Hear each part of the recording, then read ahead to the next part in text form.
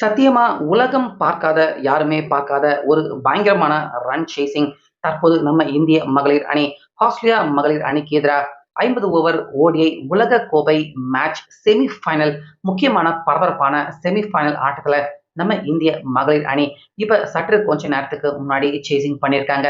கடைசி ஓவர் வரைக்கும் பரபரப்பா இந்த நடந்த ஆட்டத்துல யாருமே எதிர்பார்க்காத அதிர்ச்சிகரமான ட்விஸ்டான சம்பவங்கள் எல்லாமே நடந்து ஒரு வழியா நம்ம இந்திய மகளிர் அணி ஆஸ்திரேலியா மகளிர் அணியை தற்போது வைத்திருக்காங்க.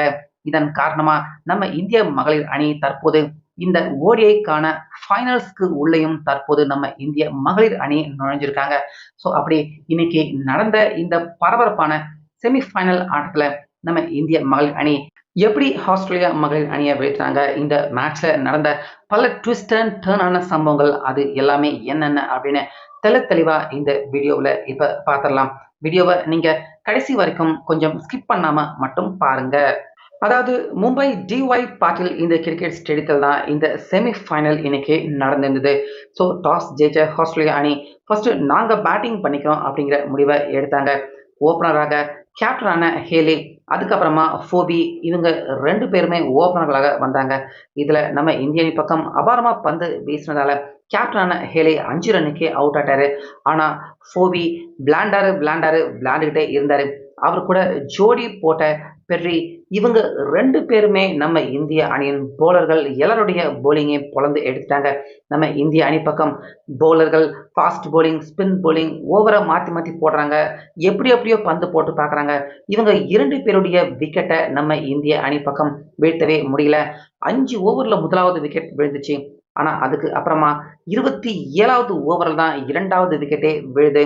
அந்த அளவுக்கு ஃபோபி, அதே போல பெர்ரி, இவங்க 2 பேருமே நம்ம இந்தியாவுக்கு எதிராக பயங்கரமான கொடூரமான பேட்டிங்கை வெளிப்படுத்தியிருந்தாங்க. ஸோ இவங்க 2 பேருடைய அந்த மோசமான கொடூரமான ஆட்டம் ஆஸ்திரேலியா அணி நிச்சயமா இந்த மேட்ச்ல 300 ரன்னை ஈஸியா அவங்க தொடுவாங்க. அந்த அளவுக்கு ஆஸ்திரேலியா அணியின் ஸ்கோர் ரொம்ப வேகமாகவே உயர்த்திருந்தது. இதுல ஃபோபி 119 ரன் எடுத்து ஒரு வழியா எப்படியோ அவங்க அவுட் ஆனாங்க. அவுட் ஆனப்ப நம்ம இந்திய பிளேயர்கள் எல்லாருமே நிம்மதி பெருமூச்சு விடுற மாதிரி தான் இருந்தது. ஏன்னா 130 ஸ்ட்ரைக் ரேட்ல தான் 119 ரன்னே அவங்க எடுத்திருந்தாங்க. அதே போல பின்னாடியே கொஞ்ச நேரத்துல பெர்ரி அவங்களும் அவுட் ஆயிட்டாங்க. அதுக்கப்புறமா வந்த மூனி, அவங்க ஒரு 24. இப்படி ஆஸ்திரேலியா அணி அவங்களுடைய பேட்ஸ்மேன்கள் அடுத்தடுத்து உள்ள வந்த பேட்ஸ்மேன்கள் எல்லாரையுமே சொற்ப ரன்களுக்கு அவுட் ஆகிட்டு இருந்த நம்ம இந்திய அணிக்கு கடைசி நேரத்துல உள்ள வந்த கார்டனர், அவங்க அடிச்ச அடி 45 பந்து தான் விளையாண்டாங்க. 63 ரன், 4 4 4 சிக்ஸர் அடிச்சு கிடுன்னு ஆஸ்திரேலியா அணியை ரொம்ப ஈஸியா 300 ரன்னை கடந்து போக கார்டனர் அவங்க ரொம்ப உதவியாக இருந்தாங்க. ஆனாலுமே ஆஸ்திரேலியா பக்கம் விக்கெட்டுகளும் ஒரு பக்கம் விழுந்துகிட்டே இருந்ததால கரெக்டா 49.5 பந்துக்கு ஆஸ்திரேலியா எல்லா விக்கெட்டையுமே இழந்தாங்க. அவங்க 338 ரன் அப்படிங்கிற இமாலய இலக்கை நம்ம இந்தியாவுக்கு எதிராக எடுத்திருந்தாங்க. ஸோ இப்படி இருக்க 339 நம்ம இந்திய அணி ரன் சேசிங், இந்த ரன் சேசிங்கை பண்ணா மட்டுமே நம்ம இந்திய மகளிர் அணி இந்த ஓடிஐக்கான அந்த 50 ஓவர் வேர்ல்டு கப் ஃபைனல்ஸ்க்கு உள்ள நுழைய முடியும். இல்லைன்னா இப்படியே நிறைய கட்டிட வேண்டியதா, வெளியேற வேண்டியதா அப்படின்னு ரொம்ப அந்த ஹை ப்ரெஷர் மேட்ச் ரன் சேசிங்கை நம்ம இந்திய மகளிர் சேசிங் பண்ண ஆரம்பிக்கிறாங்க. இதுல ஒரு மிகப்பெரிய இடைவெளிக்கு அடுத்து அதிரடி பேட்டரான ஷிஃபாலி வர்மா அவங்க இந்திய அணிக்கு கம்பேக் கொடுத்திருந்தாங்க. ஸோ அதிரடியான நல்ல துவக்கம் தான் கொடுத்தாங்க. 2 4 அடிச்சுட்டு 10 ரன்லயே ஷிஃபாலி வர்மா அவுட் ஆகி ரொம்ப பெரிய அதிர்ச்சியை கொடுத்தாங்க.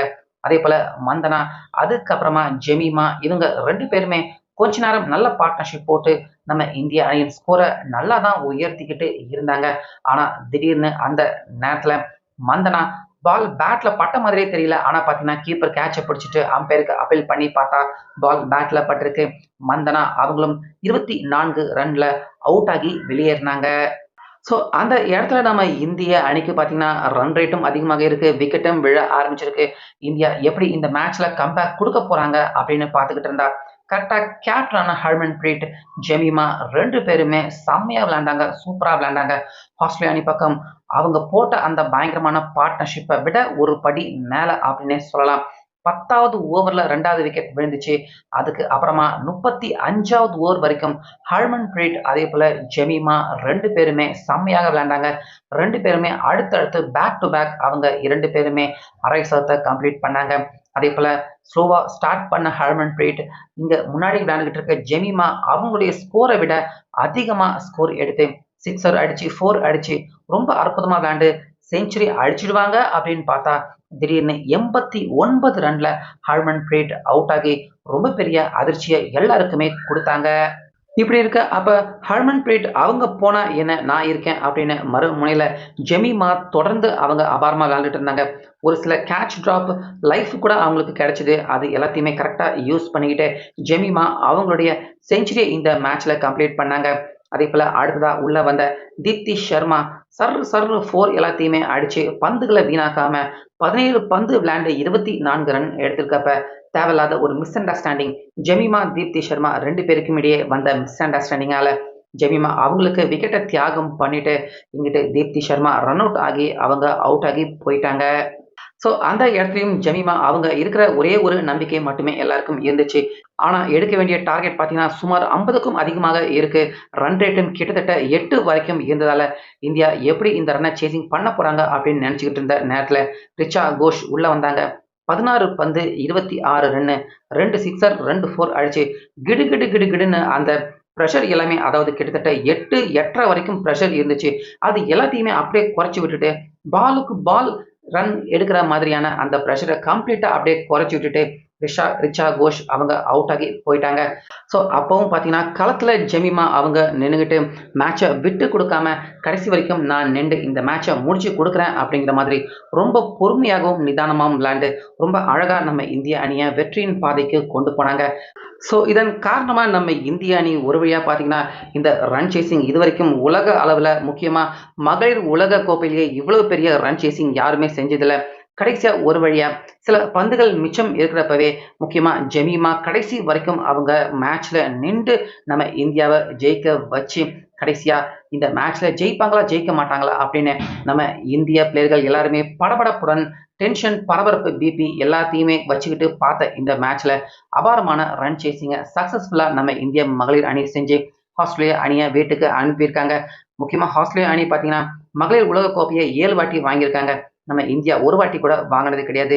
இந்த செமி ஃபைனல்ல கூட நம்ம இந்தியாவுக்கு பயங்கரமான டென்ஷன் பரபரப்பை ஏற்படுத்தியிருந்தாலும் நம்ம இந்திய மகளிர் அணி கடைசியா ஒரு வழியா அபாரமாக இந்த ரன் சேசிங்கை நல்லபடியா முக்கியமா ஜெமீமா அவங்க 50 ஓவர் ஃபீல்டிங் பண்ணியிருக்காங்க.